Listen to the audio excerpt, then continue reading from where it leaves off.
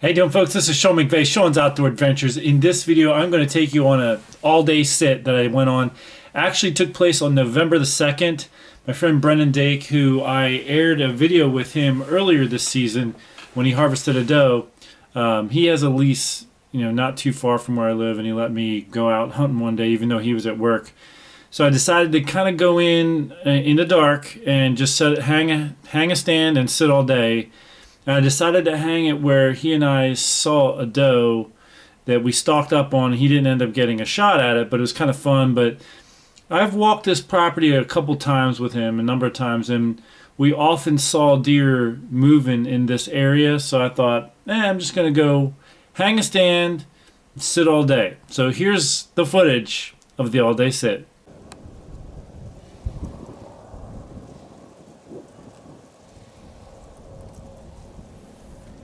All right, so the morning started off. I got a glimpse of a doe working her way up through kind of the overgrown field type area. And because of the tree that I got up in, it had a lot of branches. And, this is my first time just going in and sitting here. So it would have helped if I had cleared some shooting lanes out in advance. But the way that kind of related to this hunt is like, here's footage of, I'm trying to zoom in on the deer and the branches in the tree are what the camera is focusing on. I did have a manual focus ring on my video camera, but it's currently disabled because I was having some issues with it, and so I just disconnected a particular wire. So the camera's still working, but I have no manual focus abilities. So you can see a deer moving in the back there. I just can't really get focused in on them because of that. I can't focus easily. So, the morning started off with, some does walking around, and I was getting some footage of them.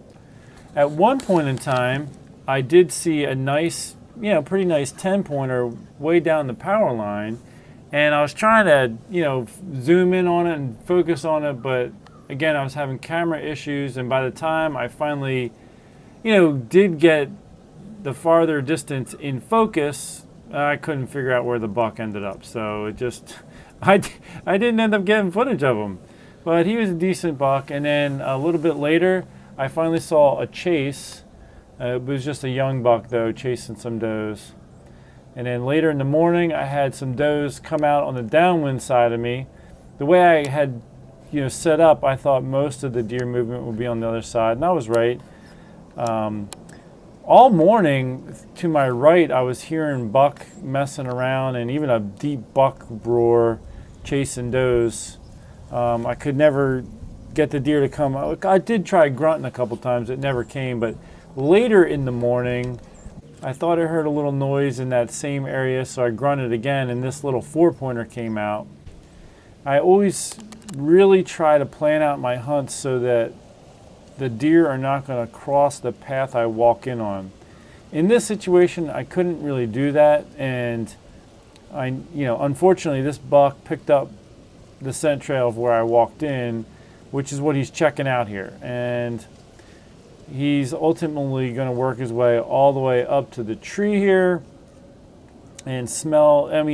I could tell he was on to me, and he ended up just looking straight up at me, and deer will do this, so the younger bucks are typically more curious, so they're just kind of exploring, but an older buck, he's already kind of learned the ropes, and a more mature deer would never have come in and done all this investigating, smelling where I had been. But you also have to know that if you go out hunting, even if you don't see any deer, if deer come into the area after you're gone, this is exactly what they're doing. They're smelling everywhere you touched, everything everywhere you walked, and ultimately they're getting a little bit spooked up from your presence. And that's how a lot of people burn out their best hunting spots, is because they don't realize that the deer are catching on to them even when they're not there. The deer are smelling where they walked, and they're logging it in their mind, and they're saying, okay, there's human activity here. I'm going to maybe start avoiding this area. And so then there's some footage of the deer that came out on the downwind side of me. and they kind of smelled me, you could tell, and they were acting a little bit not too happy, and they moved off. Later in the morning, nothing was going on, so I thought, well, let me just try throwing out a grunt. As soon as I grunted, this deer started running right behind me. It was a little button buck, and he worked his way up to smelling exactly where, I was standing to get up in the tree. And of course, even though he's only a button buck, he still is alerted by this, and he ends up kind of getting nervous and taking off. So you just got to keep this in mind when you're going out to your spots. Even if you spray everything down, the deer is still going to pick up on you.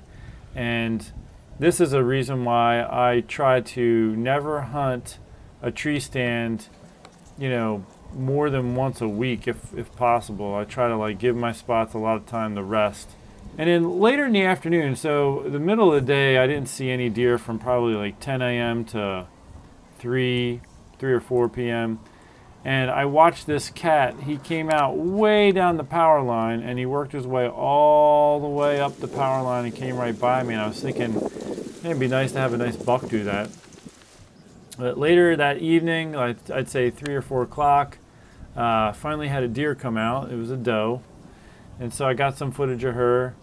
And a little while later, a couple more deer came out way down the power line, probably a few hundred yards away, and I didn't even video them at first, and then eventually they started to work their way toward me.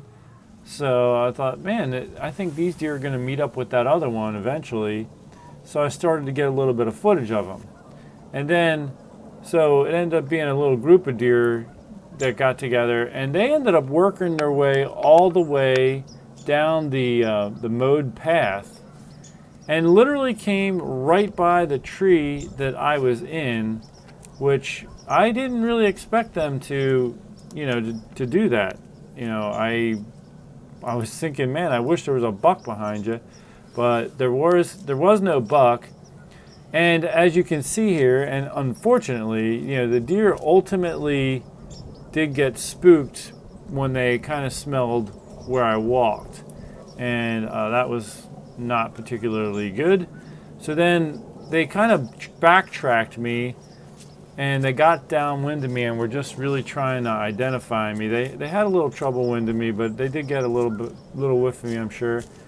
And then they started acting really nervous and carrying on behind me. And then right at dark, another group of a doe and a fawn came on another angle and kind of angled past me. I was shocked that not a single buck came out that night. So that was a long sit. It was fairly windy, and it was a tough sit, but I hung in there and got obviously lots of deer footage, but just no buck that day.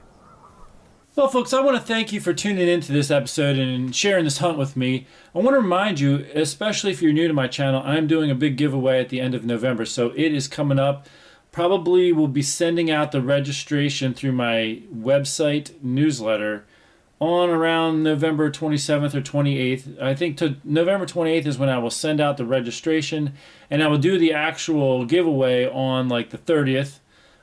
So it'll be after Thanksgiving. So make sure you stay tuned for that. Go to my website and sign up for the newsletter if you're not already signed up for that, so that you'll get the registration form when I email that out. And I'll basically call somebody live during the giveaway to say, hey man, you're the winner. So I'll be giving away a gray fox game cart, predator stalker decoy, a couple Tidewee items, and a couple compound bows like a Dragon X8 Pro package.